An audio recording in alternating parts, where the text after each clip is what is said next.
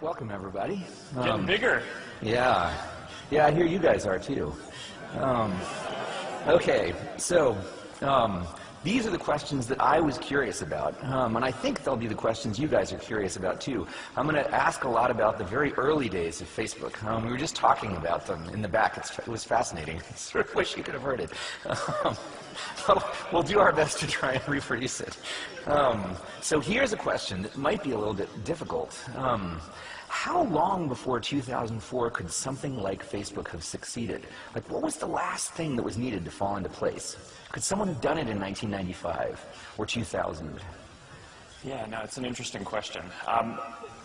There were certain elements that we certainly bootstrapped off of and kind of used to hack early identity, right? So one of the things that people don't think about that often today is early on we wanted to establish this culture of real identity on the service. And there weren't really any other online services or communities where people were openly their real self before that. And one of the ways that we kind of determined that someone was really who they said they were and their credentials were real were everyone had school email addresses. And I don't know how much before 2004, I assume, probably around 2000, all schools started issuing email addresses, but that was really this critical thing that made it so that we could get started. It was this counterintuitive thing that not many other services were using. So school email addresses were the original source of identity. Well, that's how you knew what school you were in. Right, and you weren't just a sock puppet.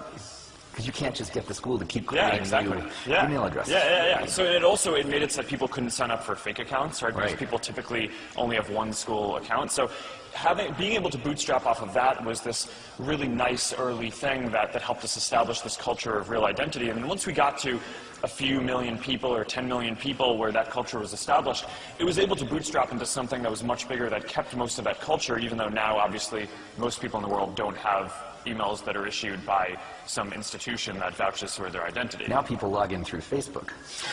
Now you're the source of identity. Well, it comes around. Yeah. But to your question about when would it have been possible, one of the big trends that we see is that the amount that any individual shares in a given year seems to be growing at this exponentially increasing rate. Right? Zuckerberg's law. Yeah, I don't call it that, but other people do. You heard it here first. But I mean, it is this kind of social networking version of Moore's Law, and it's interesting. And what that suggests to me is, if we expect that this rate is going to double every year, then look out 10 years.